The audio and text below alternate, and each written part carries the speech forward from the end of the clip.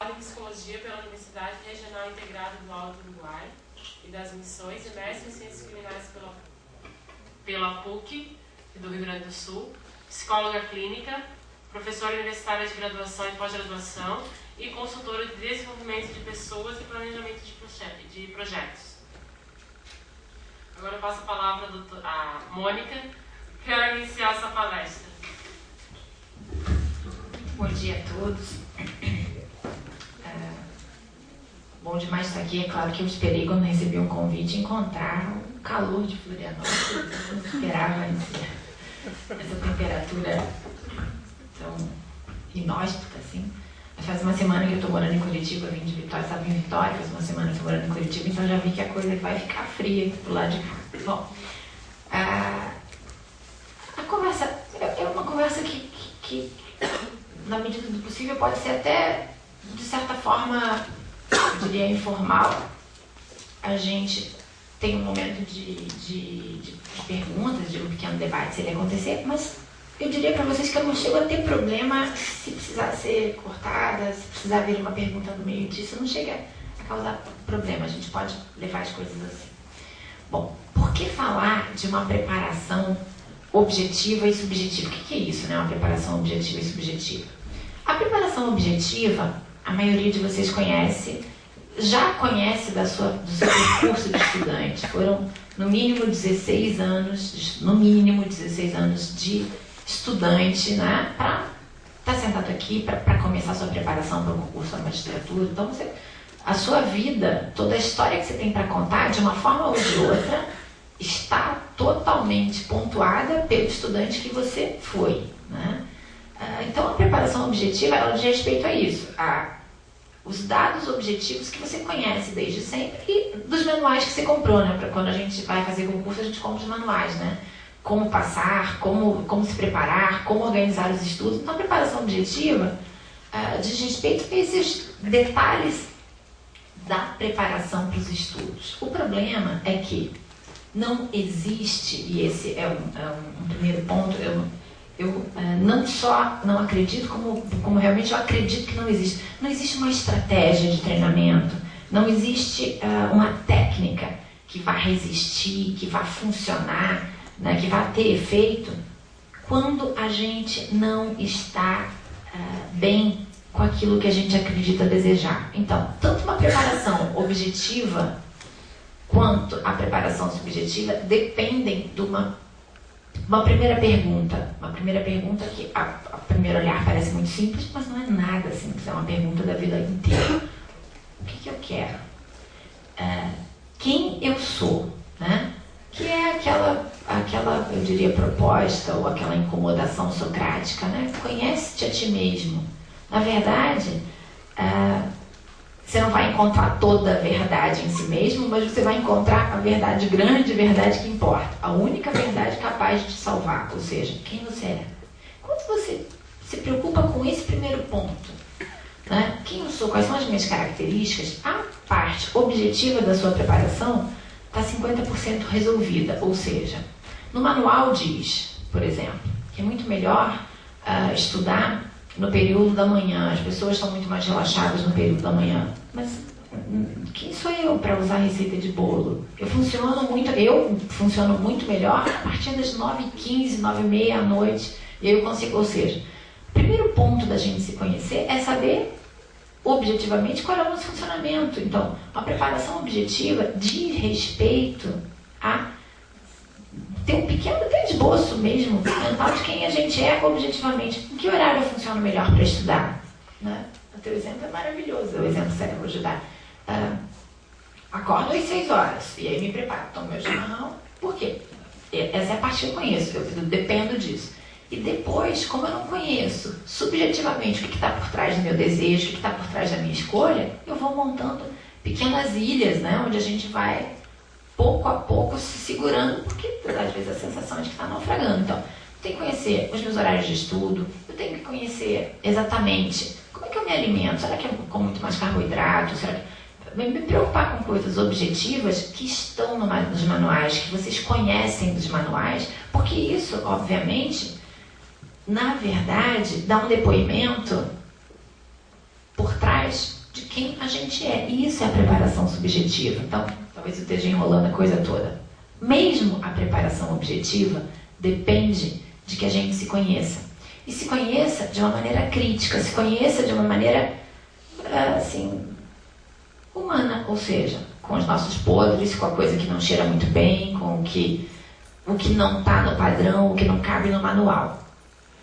Isso é o que nos salva, ou seja, desvendar aquilo que está escondido, aquilo que a gente desconhece de nós mesmos. Então, é importante uma preocupação com o ambiente de estudo. A gente vai ler no manual que estudar tem que ser numa mesa. Não, Ana gosta de estudar no sofá, sentada na cama, sentada no chão. Sentada no chão onde toma o chimarrão, sentada no chão.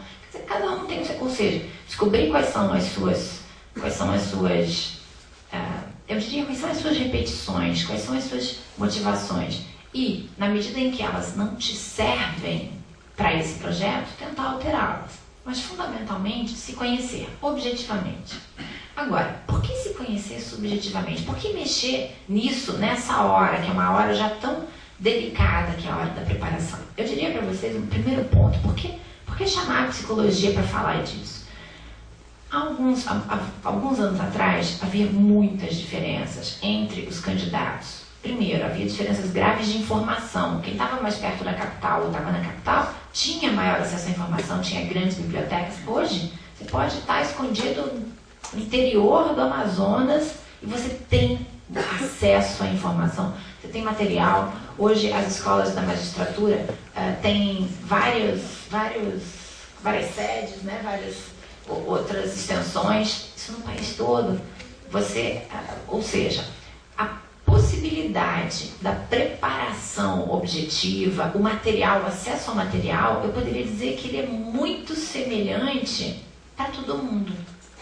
Assim como quando a gente pensa nos atletas, hoje quando a gente pensa em psicologia esportiva, é muito claro para todo mundo que o nível técnico dos atletas se assemelha quase que no mundo todo. Você tem nível técnico semelhante. O que então pode diferenciar as pessoas? Se o nível técnico, no caso dos alunos, dos candidatos, a formação é semelhante, o que pode diferenciar? Uma preparação emocional adequada. Isso, então, vai poder diferenciar o candidato. Diferenciá-lo na hora que ele está estudando, porque ele faz um percurso de estudo diferente quando ele, né, tem um equilíbrio maior, mas fundamentalmente diferenciado lá, na hora, no momento. Tem esse semestre eu comecei a trabalhar com psicologia do esporte, eu não trabalhava nessa área, na verdade não lecionava nessa área, e tem um ponto da psicologia do esporte, uma frase antiga que todo mundo repete, que é treino, jogo é jogo. Mas o que quer dizer essa frase? Essa frase quer dizer, especificamente, no treino existe uma mobilização subjetiva específica, que é completamente diferente da mobilização subjetiva da hora da prova. Ou seja, enquanto eu estudo, enquanto eu faço o simulado, mesmo que seja um simuladão no estado e uma série de candidatos no simulado, isso tem um peso. A quantidade de ansiedade que eu mobilizo no momento do jogo em si é completamente diferente. Então, eu preciso me conhecer, inclusive para saber quais são as minhas características pessoais. Que tipo de pessoa eu sou? Existem dois tipos de ansiedade fundamentais. Uma ansiedade que se chama ansiedade traço e uma ansiedade que se chama ansiedade estado. Se eu sou uma pessoa ansiosa, se eu tenho respostas ansiogênicas em situações normais, fui ao supermercado, o supermercado está cheio, está muito cheio, aquilo começa a me dar um mal-estar muito grande. Será que eu vou conseguir tirar o carro da vaga? Será que eu vou... Né? Quando eu for voltar para casa, dar uma garrafa... Eu respondo de maneira ansiogênica em situações normais no dia a dia, então eu tenho uma personalidade mais ansiosa. Esta personalidade responde de uma determinada forma na hora do jogo, uma forma muito pesada. Então eu preciso de uma preparação diferente. Pessoas que sabem reconhecer situações assustadoras ou mais ansiogênicas, como o dia da prova é ansiogênico, ótimo, mas eu não sou uma pessoa ansiosa, então eu vou mais tranquilo. Agora, não, eu sou um sujeito ansioso, me tenho dor de barriga, não, o que eu vou fazer para que isso não aconteça lá na hora da minha prova? Então, antes de mais nada, o bom e velho convite socrático, né? Conhece-te a ti mesmo. Porque a história é essa. Eu não vou conhecer a verdade toda me conhecendo, mas vou conhecer o que importa. O que eu faço comigo? O que eu faço comigo na hora em que eu me desconheço? O que eu faço comigo na hora do branco, né? Estudei 2 anos inteiros e deu branco. Branco? O que é branco? Que coisa é essa? Isso é preparação emocional. Essa é a diferença, né? A gente tem, até hoje, o brasileiro tem 1000 histórias, mas tenta entender o que foi aquele apagão do Ronaldo Nazário na Copa, acho que foi 98, né? O que foi aquele apagão? Muito provavelmente, as pessoas envolvidas com psicologia do esporte são muito enfáticas, desequilíbrio emocional. Tecnicamente, provavelmente naquela época melhor, completo desequilíbrio emocional, esse estado de ativação, não saber reconhecer o sujeito que se é na hora do jogo, porque no treino a estrutura funciona muito bem. Na hora do jogo eu tenho que botar a minha cara e realmente ser reconhecido ali pelo que eu sou. Aí a questão toda desanda mesmo. Então, preciso conhecer minhas fraquezas, eu preciso saber quem eu sou, e saber quem eu sou, e aqui acho que começa realmente a fala, é um tremendo problema, porque a gente não nasce com essa capacidade consciente, crítica e autocrítica de se reconhecer. A gente aprende quem a gente é pela resposta que os outros nos dão, pelo olhar do outro, né? Eu consigo saber quem eu sou quando do outro me vem exatamente isso que eu sou. Ou seja, as pessoas, a gente costuma não se perceber rapidamente, né? A gente passa a vida repetindo, pô, o que será que acontece comigo? Que eu só arranjo namorado cafajeste, que azar que eu tenho, que toda pessoa com que eu me envolvo, né, me sacaneia, arruma um outro namorado, me larga no meio, e eu sou tão dedicada. O que será que acontece comigo que sempre que eu me envolvo com alguém é uma pessoa que me faz passar vexame em público? Eu vejo minhas amigas sempre, né, fazem suas relações. Por que a gente repete os comportamentos sem se perguntar o que de nosso está ali? Isto acontece na preparação para o concurso. Por que acontece na preparação para o concurso? Porque isso é um ponto que eu vou fechar provavelmente daqui a pouco, mas acontece porque a gente encara o concurso como o momento mais importante da nossa vida. Como se a vida inteira se definisse ali. Como se, depois a gente vai ver esse como se, né? Então, o objetivo de uma preparação emocional, de uma preparação subjetiva, seria levar você, candidato, a se conhecer, mas principalmente conhecer o que te levou a essa decisão de prestar um concurso para a magistratura. E permitir que você consiga lidar com as expectativas internas e externas. Quando a gente fez essa aula, tinha uma grande frase que era: de preferência, não sai contando para todo mundo que você está está se preparando para fazer o concurso. Porque a expectativa do lado de fora é tão absurda, e algumas expectativas muito legais, tipo, poxa, quero ver você, né, se tornar esse adulto confiante, né, que passou no seu concurso, que vai tomar decisões importantes, mas a expectativa eu espero que se dê muito mal, porque já pensou, a minha filha, né, não consegue nem sair da faculdade, e essa minha sobrinha vai virar doutora lá em Florianópolis, por favor, né, quero mais, e que ela tropece no primeiro. Então, eu diria que é fundamental a gente conhecer os nossos componentes, ou seja, por que eu decidi fazer, não é só conhecer quem eu sou, e agora aqui a gente vai cercar esse pedacinho, não é só saber quem eu sou, mas saber quem eu sou nesse momento. Por que eu escolhi isso? O que me traz até aqui? Qual é a motivação, o que está por trás dessa minha escolha de ser um candidato à magistratura, né? Porque, na verdade, a escolha de vocês é por serem magistrados, mas o que vocês estão fazendo é uma candidatura a isso, né? Então, não tem estratégia para isso, para fazer esse treinamento, não tem, né, treinamento, eu diria, para isso, mas a gente pode dizer que primeiro é preciso olhar para dentro de si mesmo. O que eu vim fazer aqui? Por que eu vim bater nessa porta? Não, eu vim bater nessa porta porque eu quero ter meu meu contra-cheque publicado, né? Eu vim bater nessa, estava comentando agora aqui nos contra-cheques, passarinho, então assim, eu vim bater nessa porta porque eu vi o contra-cheque lá da doutora Mônica, eu quero ser juíza também, não, estou brincando. Mas justamente o que me trouxe até aqui? Quais são as motivações que estão me trazendo até aqui? E quando a gente pensa nessas motivações, eu preciso mais do que tudo conhecer, e a fala da Ana, eu diria que eu quase podia ir embora, você falou tudo, que é o seguinte, eu preciso conhecer o que me sabota. A grande safadeza do desejo é que ele não é, e a sua frase ontem, porque eu não tinha caneta na mão para anotar a lei lá, no código, o que não é para fazer o que eles dizem, é para fazer o que eles querem. Desejo é exatamente essa desgraça. O desejo não é exatamente o que a gente diz que quer. O desejo é sim o que a gente quer, só que é desconhecido para a gente. Às vezes, prestar o concurso para a magistratura não é chegar a esse ponto pela carreira, pelo que isso representa objetivamente, mas é chegar a esse ponto porque você é o único filho da família que se formou em direito ou que se formou. Então, você imagina, então não é só ser um magistrado, é ser o único da família que se graduou e mais do que isso, ou seja, o que tem por trás do meu desejo? Imagina o peso disso.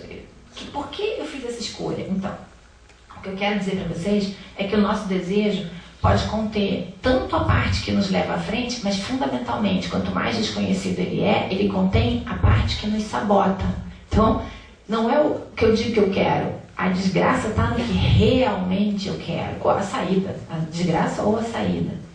Quando é a saída, ótimo. A gente não precisa nem reconhecer. Beleza. Agora, quando é o que nos sabota? Como é que eu vou parar isso? Como é que eu vou chegar onde realmente eu quero e não aonde eu patino dizendo que quero? Como é que eu vou reconhecer essa diferença? Então, é isso que produz o branco, é isso que produz a dor de barriga, a crise de angústia no dia da prova, é isso que faz com que a gente arrume as gavetas. Eu só posso... Na escola tinha uma menina que dava esse exemplo. Ela não conseguia sentar para estudar, jamais sem arrumar toda a mesa dela, tirar todos os papéis que ela tinha produzido na noite, numerar as folhas, arquivar. Ela levava 45, 50 minutos fazendo isso. Ela descobriu que várias coisas tinham ficado não terminadas na madrugada. Então ela precisava terminar aquelas coisas para começar o cronograma daquele dia, a preparação daquele dia. Isso é a sabotagem. Agora, isso não é outro que faz com a gente. Isso somos nós que fazemos conosco. Então, uma pequena história, rápida, pequena. A gente não nasce exatamente no momento em que a gente dá aquele grito primal na maternidade. A gente nasce muito antes. A gente nasce na fala dos nossos pais, na fala dos nossos avós. Quando os nossos pais ainda nem se conheciam, talvez a nossa mãe já tenha dito assim: quando eu tiver uma filha, ela vai fazer direito, eu acho que ela vai ser uma grande magistrada, a magistrada que eu não consegui ser. Mas... Então, quando a gente nasce, a gente traz já traz uma pequena malinha, e nem nome a gente tem ainda. Aliás, é um ponto importante.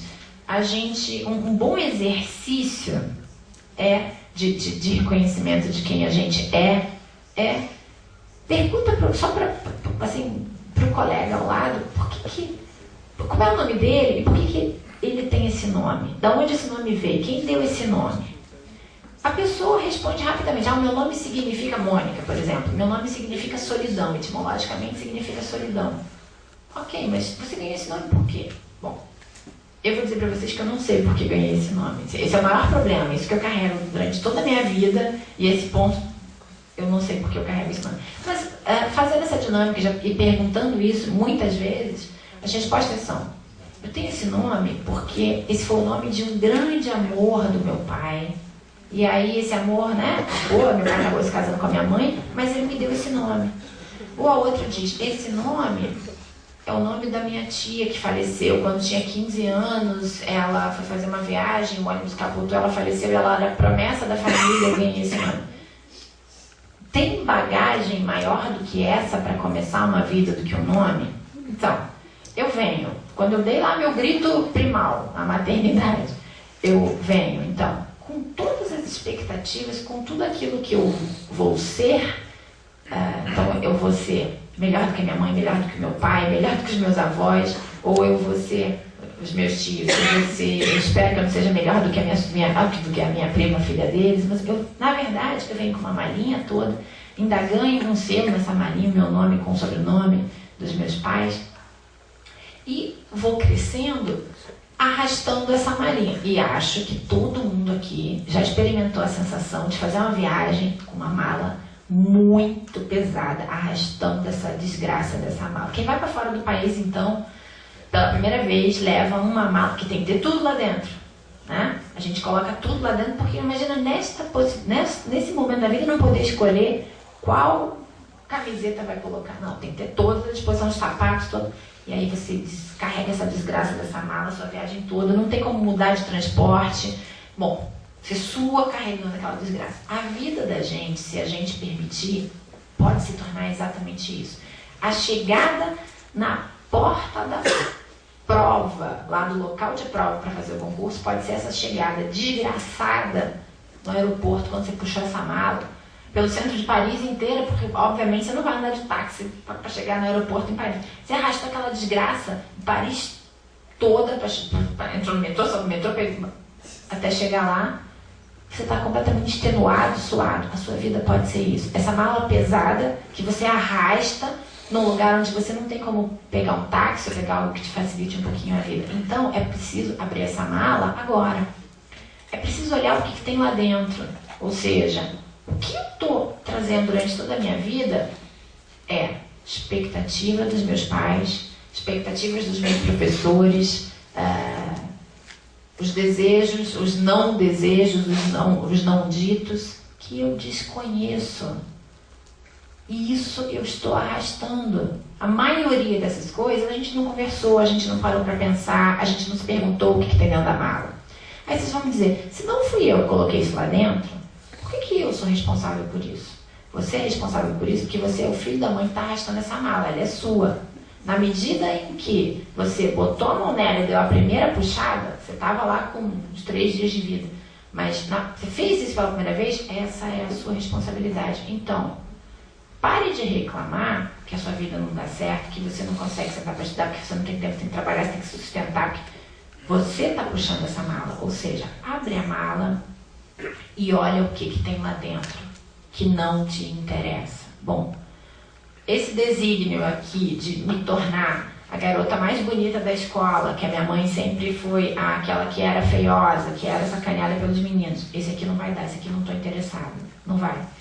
É no momento em que a gente constrói uma história sobre a nossa história que a gente pode modificar o percurso. Ou seja, minha mãe foi uma sofredora, ela apanhou tanto do meu pai, a gente morava na roça, nós não tínhamos o que comer.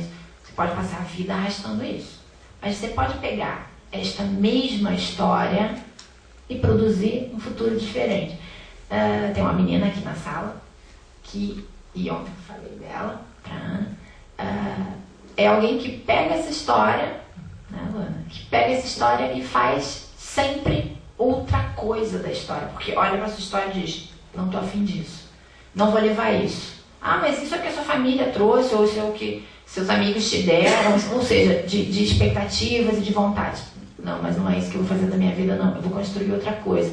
Mas dá um trabalhão construir outra coisa fora dessa mala. Eu vou fazer, pode levar um tempo maior, pode me demandar. E eu fico extremamente emocionada com isso. E porque esse exemplo, há uns 5, 6 anos atrás, ela veio me visitar, eu estava visitando a Ana, e nós nos encontramos e conversaram sobre direito. Outro dia, a Luana me diz assim, estou lá na ESMES, o que você está fazendo lá? Você não faz administração? Ah, mas eu resolvi fazer direito. Conversaram muito sobre ser juiz, né? Luana, você lembra disso? Vocês conversaram lá em cima nessa linha. E a Luana está sentada aqui, ou seja, tomar decisões sobre a sua vida, parar de arrastar a sua mala, porque no momento em que você puxou, ela é responsabilidade sua, ou seja, o que não te serve, o que não te leva para frente, o que te segura, ter vindo, talvez, de uma família, aí agora eu tô falando de mim no meu caso, onde as pessoas não podem nunca ser maior do que o pai, tem que ser, se for do tamanho do pai já é um problema, se for maior que ele tá morto. Eu não quero isso pra mim. Eu construo uma nova história. Essa é a história deles. E eu respeito essa história, mas eu vou fazer uma nova. Isto, se você não parar para olhar francamente para o que você está arrastando, isso vai com você lá para a porta do local da prova. Pode até, se você consegue talvez, de uma certa forma, deixar isso de lado para fazer as provas escritas. Talvez você consiga fazer até a sentença. Mas eu vou te dizer, na hora que você chegar na prova oral, que você está diante lá do desembargador, do entrevistador, você está diante da banca, não tem jeito.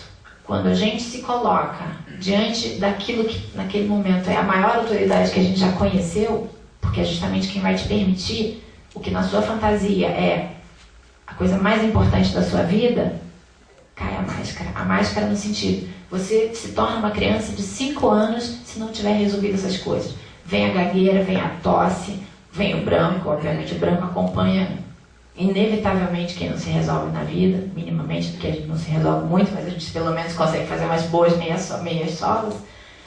Na banca, essa máscara cai e você vira de novo a criança de 5 anos se perguntando o que ele quer de mim. Tem uma anedota, não é uma anedota, mentira, é uma história da psicanálise, mas bem interessante. Um homem estava andando por uma floresta e vou encurtar muito essa história para fazer ela ficar bem feiazinha. Ele estava andando por uma floresta com uma máscara de louva-a-Deus. Imagina, não tinha nada a fazer, botou uma máscara e foi passear na floresta. Louva-a-Deus, eu não sei se aqui em Santa Catarina se fala é o gafanhoto, né? Aquele beijinho, ele estava andando pela floresta e de repente ele encontra um gafanhoto, um louva-a-Deus gigantesco, monstruoso, olhando para ele. E tem uma história terrível no meio disso. A fêmea do louva-a-Deus, ela, assim que termina a cópula, ela arranca a cabeça do macho. Fora, claro, morre o macho. Então, a gente pode dizer que ele caminhava pela floresta com aquela máscara e de repente ele encontra aquele louva-a-Deus gigantesco e ele olha para o louva-a-Deus e a primeira pergunta que ele se faz: esse louva-a-Deus é fêmea ou é macho? Porque se for macho, se for fêmea, e eu estiver usando uma máscara de macho, depois de me, ele vai arrancar minha cabeça. Ou seja, os olhos do louva-a-Deus são um dos poucos olhos na natureza que não são reflexivos, eles não dão reflexo nenhum, de luz, de nada. Então, ele não consegue, esse homem que estava usando a máscara, ler nos olhos daquele louva-a-Deus que está diante dele o que o louva-a-Deus está vendo. Ele não consegue ler, ou seja, aqueles olhos não espelham nada. Ele não sabe o que o louva-a-Deus está vendo diante dele. Ou seja, aquele homem com uma máscara é uma fêmea ou é um macho de louva-a-Deus?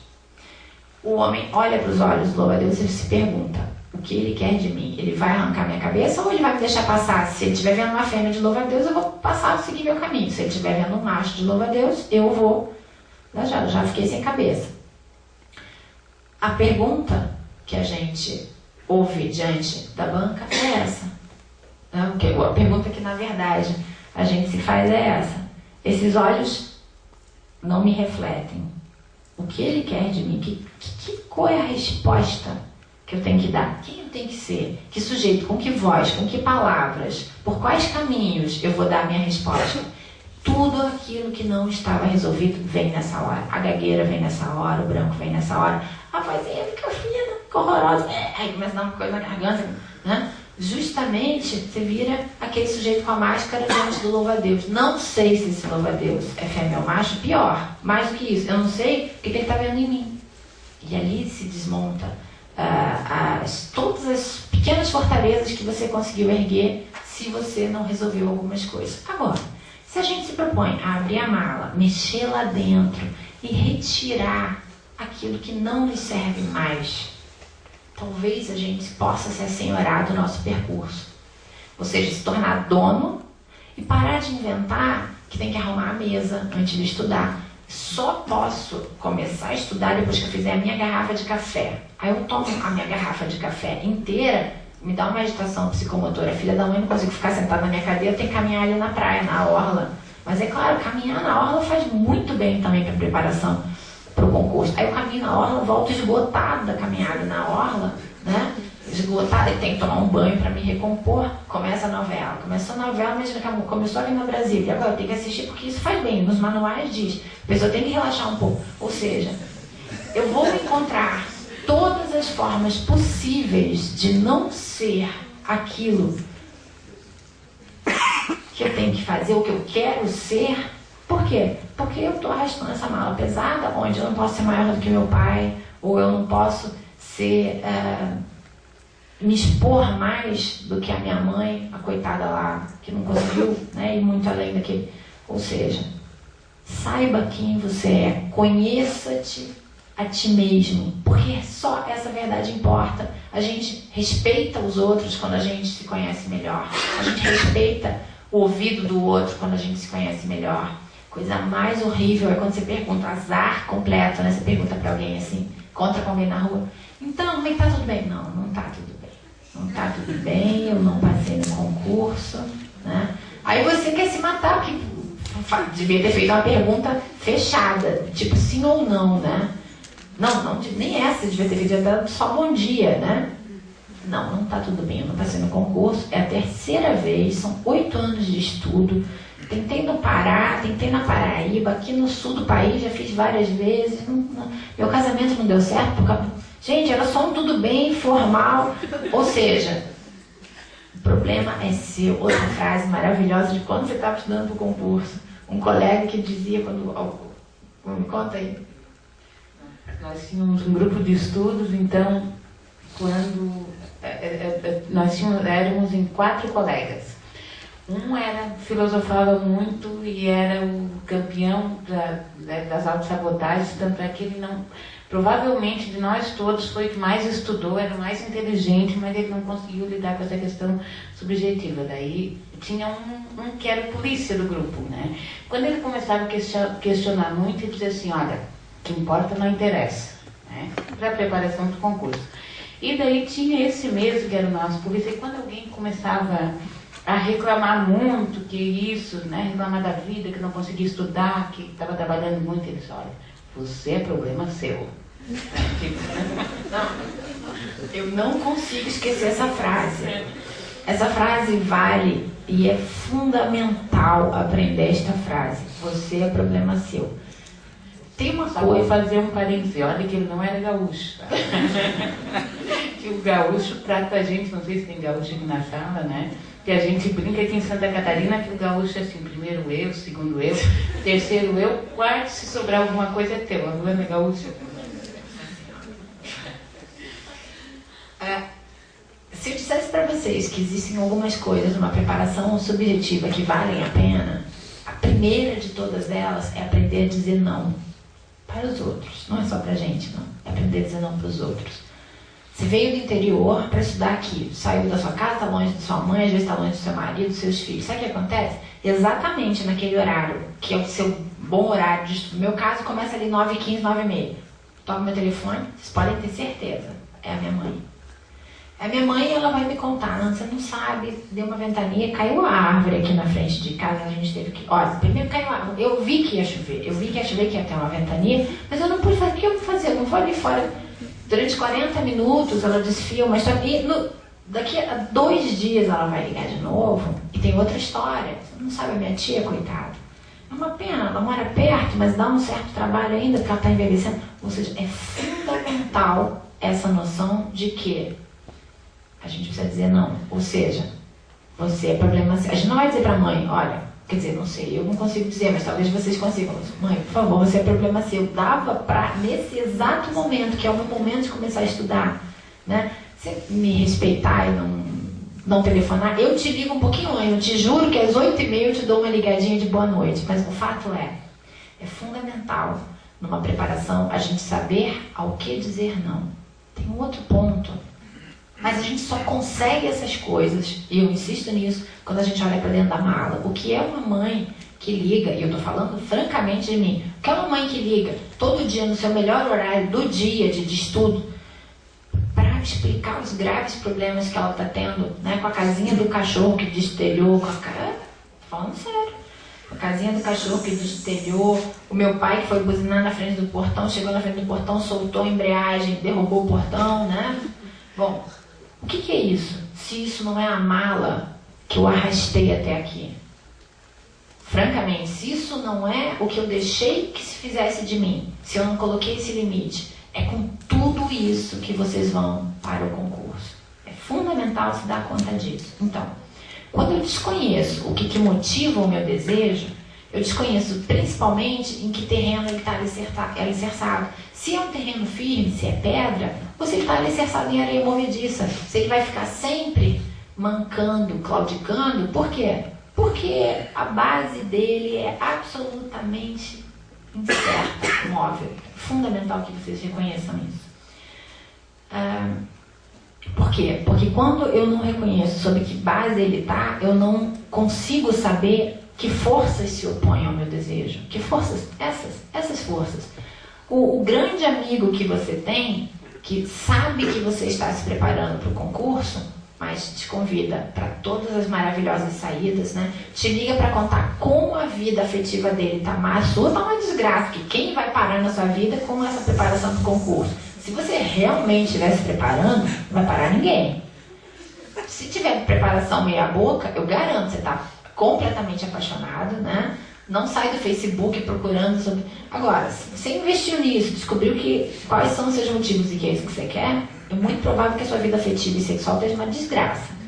Seu grande amigo que liga toda hora para contar as maravilhosas peripécias que tem feito, né? A grande saída da noite hoje que você não pode perder, esse sujeito precisa ficar de lado. Não estou falando para a vida inteira, por esse tempinho. Então, deixe a sua mala um pouco mais leve, olhando para tudo isso que sim, você é responsável. Não importa se você comprou, se você ganhou, você é responsável, você está arrastando até aqui. Então, abre a mala, retira aquilo que não pode mais ser trazido pelo adulto que você já se tornou. Como é que a gente faz isso? Não adianta só mandar fazer isso, que não é livro de autoajuda. Como é que a gente faz isso? A gente faz isso olhando para a nossa história e dizendo, ok, eu sou assim, né?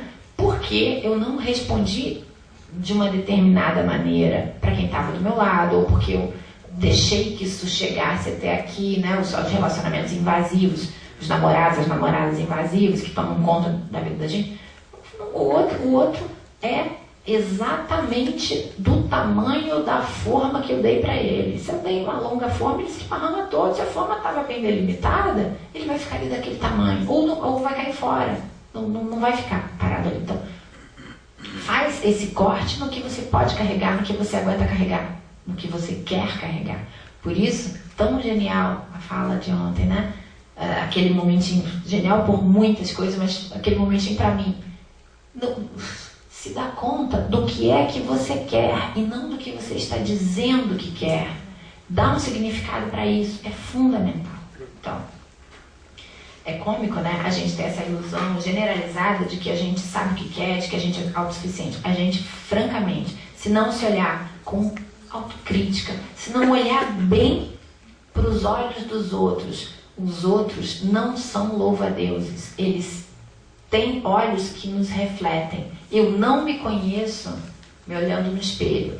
Quando eu me olho no espelho é só projeção. Eu projeto ali a linda menina que eu não fui. Eu projeto ali a neta deveria ter sido pianista e bailarina que eu não fui. Ou pelo contrário, eu projeto ali uma super pessoa que não existe. Agora, no olhar do outro, eu acho que a gente encontra uma medida crítica bem interessante. Do outro, sadio. E desses que não são sadios e que estão te refletindo imagens distorcidas, exageradamente distorcidas, saiba dizer não. Saiba dizer, você é problema seu, né? Então, o outro me diz, quando eu falo demais, eu tenho que saber perceber isso. O outro me diz, quando você chega pela 8ª vez para reclamar do seu casamento que está uma desgraça, e a pessoa já não fala mais nada, ela fica quieta, tá dito tudo, não precisa de mais nenhuma frase, não tem mais o que se dizer sobre isso. Tudo dito. Bom, então vamos nos encaminhando, também ganhei aqui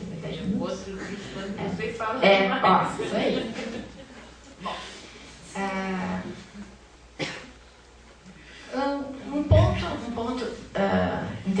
interessante. É bem concreta, né? Tudinho.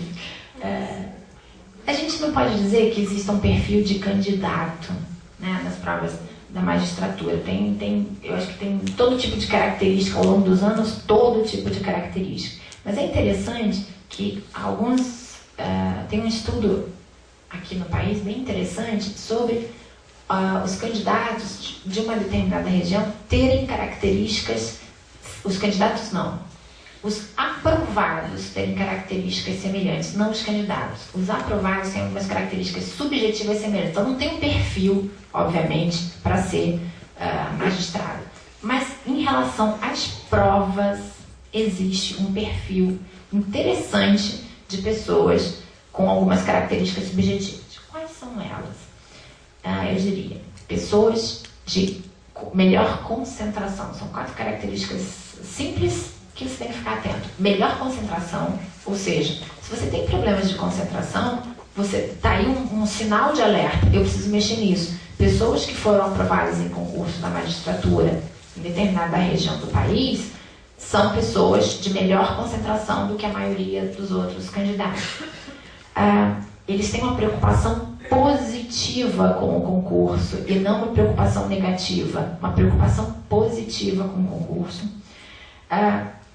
São pessoas, isso são testes, alguns testes de personalidade, testes psicológicos, são pessoas com alto nível de comprometimento em qualquer situação em que se envolvam. O sujeito vai dar uma festa, ele é o responsável pela cerveja, ele vai encontrar a melhor cerveja que tiver. Ou seja, o assunto não é concurso, ele tem um alto nível de comprometimento.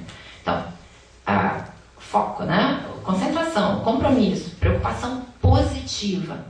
E tem um dado que é um dado difícil, mas franco, autoconfiança. Eu não diria que a autoconfiança é exatamente em ser o melhor ou mais bonito, mas é uma autoconfiança de percurso.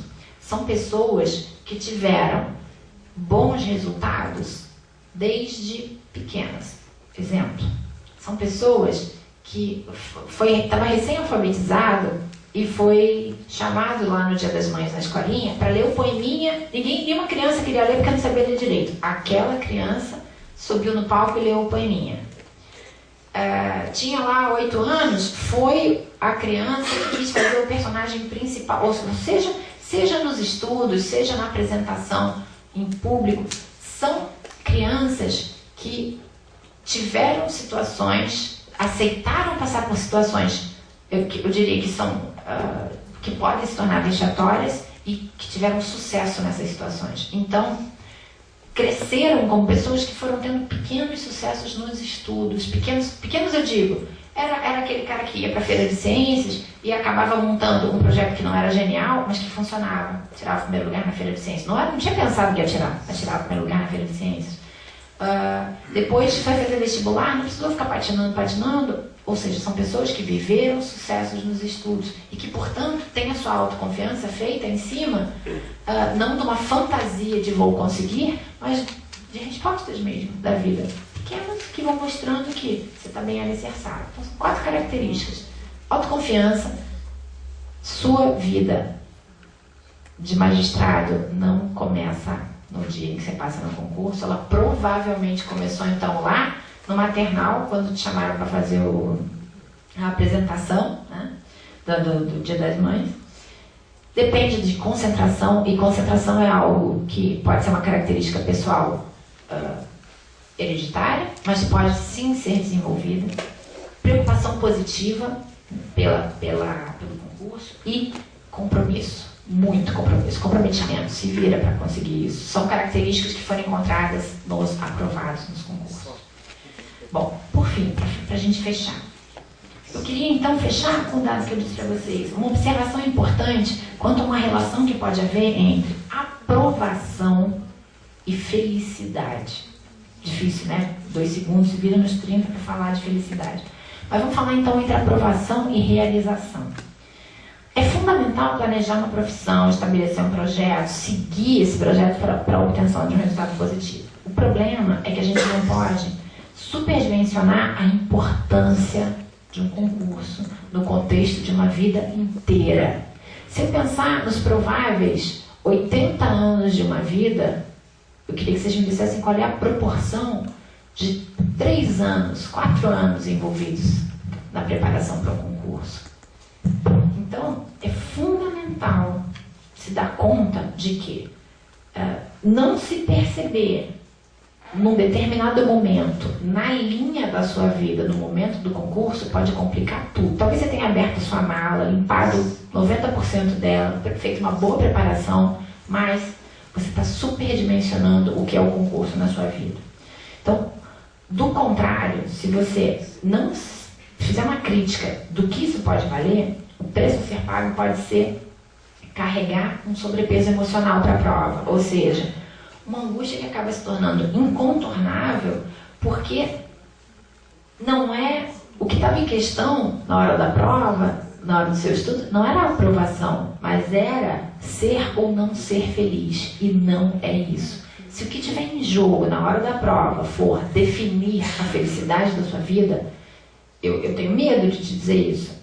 E, claro, não posso afirmar isso categoricamente, mas eu te diria que a probabilidade do branco de não ler o que estava escrito em letras garrafais é gigantesca.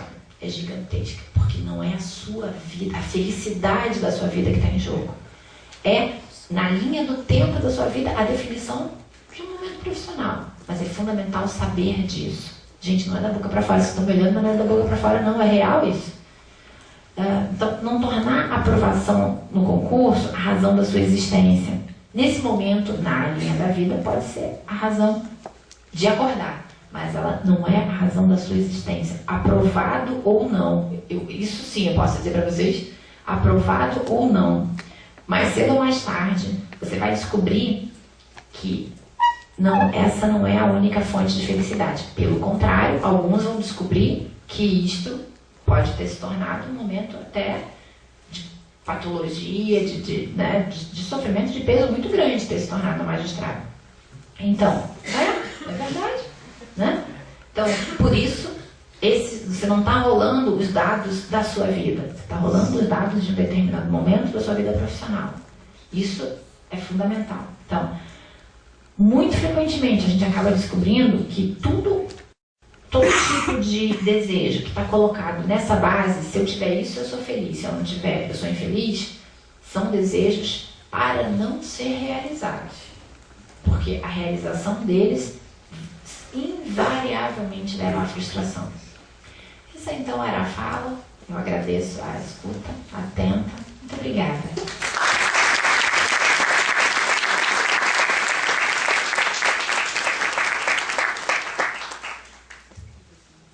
Eu não agradeço, digo graças a Mônica pela fala, né? E eu perguntaria se alguém da plateia tem algum questionamento para fazer, se alguém gostaria de fazer alguma pergunta, a gente abriria 10 minutos.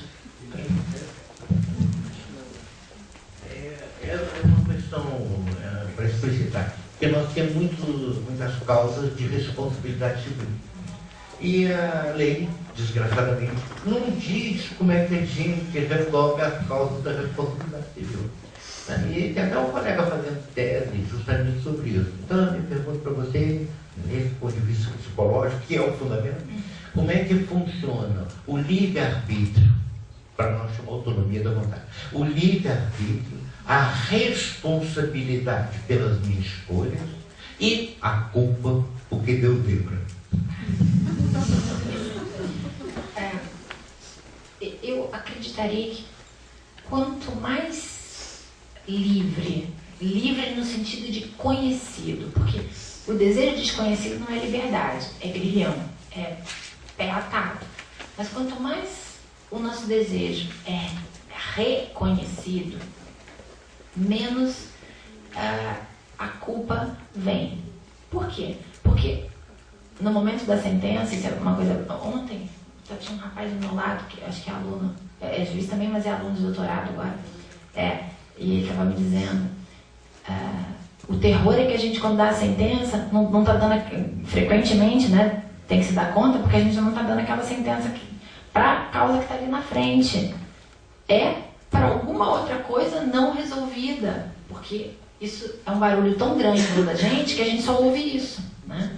Então, eu diria que quando a gente reconhece as causas que nos movem, por que eu sempre me envolvo com um cara esquisito porque eu não consigo me livrar disso, porque na verdade eu acho que meu negócio é sofrer e eu tenho que resolver isso. Bom, quando eu me dou conta de onde é que meu desejo apeia o seu cavalo, talvez o meu livre-arbítrio exista, ou seja, eu reconheça o desejo do outro, eu reconheça de maneira genuína que aquilo que está diante de mim é o problema de vida do outro e possa tratá-lo com maior responsabilidade. Enquanto eu estou respondendo a minha desgraça pessoal, eu estou fazendo sentença da minha desgraça pessoal, né?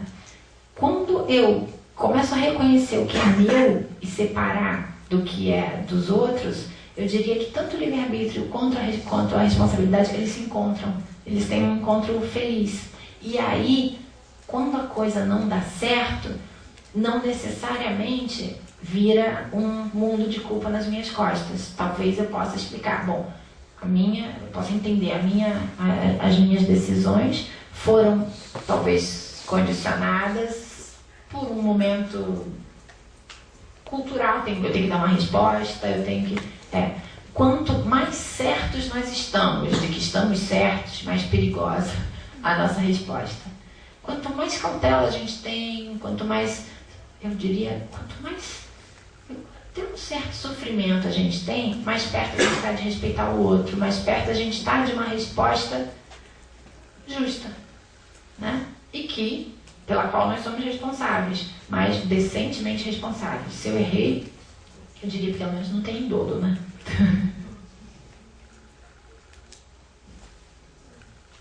Se existe algum método para se concentrar melhor, assim, psicologicamente falando?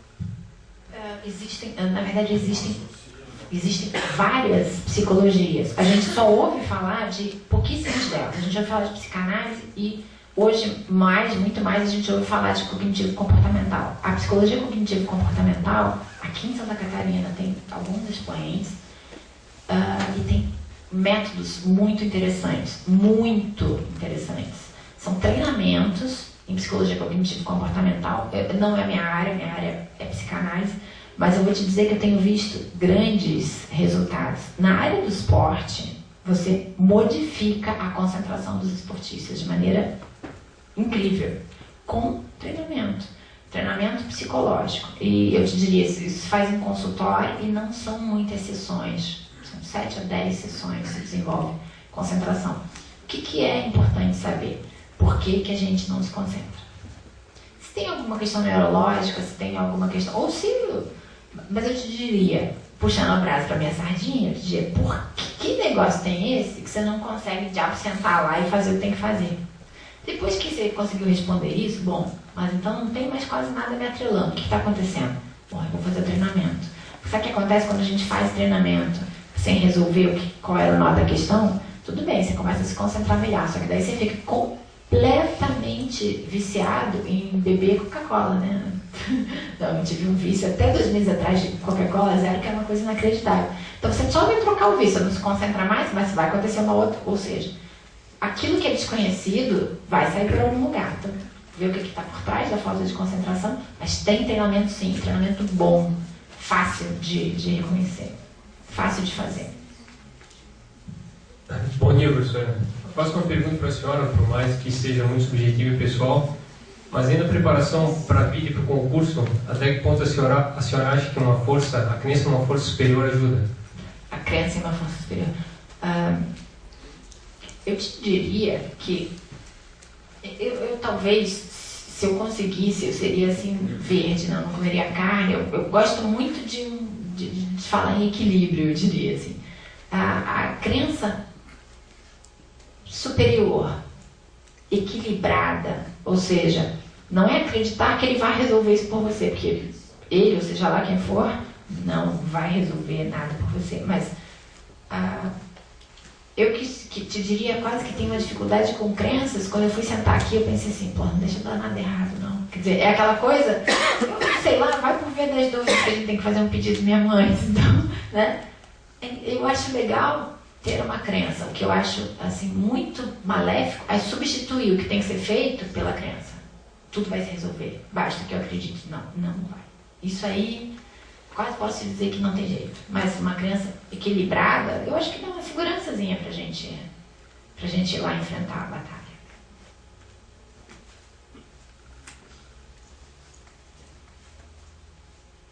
Mais alguém?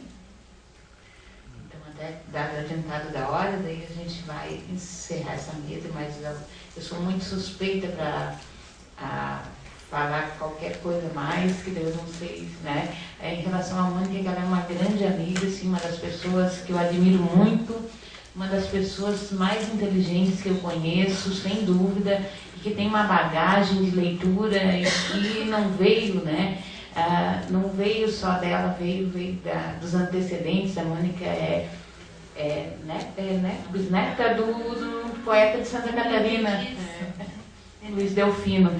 E eu fui na casa dos pais da Mônica. A mãe da Mônica é uma grande professora, aí talvez ela não foi ser médica como o pai, como o irmão, como a irmã, mas era uma grande psicóloga, eu diria sobretudo uma grande professora. Que a mãe dela é uma grande pedagoga do Rio de Janeiro que desenvolveu um método de alfabetização nas comunidades carentes, um método brilhante e que deu certo, né? Então, eu digo, eu sou sempre muito suspeita e fui na casa dela, realmente é uma casa onde tem a biblioteca que era do avô, a biblioteca que é do pai, então ela tem bagagem mesmo. A mala dela, além de todos os outros problemas, era cheia de livros. Carinhosamente agradeço, né, a presença, e a gente vai encerrar essa mesa porque tem a outra fala, a Maria Cristina, que também eu não a conhecia, só a conhecia, a gente sempre tem muito receio, né? Quem será? Vieram duas pessoas maravilhosas. O professor Najib, eu conhecia de 20 anos atrás, eu nunca esqueci, numa palestra no Hotel Montes, em Lages, que ele... em Brusque, que ele falava das condições da ação. Nunca mais esqueci das condições da ação do processo. Um exemplo muito simples, era um dia muito quente, um dia bastante quente. Tinha água na mesa só para os palestrantes, daí ele dizia o que era, falando o que era utilidade, que aquela água era útil para todos, necessidade, todos deveriam estar com sede. Mas ele tomava aquele copo d'água, assim, todo mundo morrendo de sede naquele calor, mas a legitimidade para tomar a água só porque a água era o palestrante. Então, assim, até para agradecê-los também, né? A gente está muito feliz, são duas pessoas maravilhosas.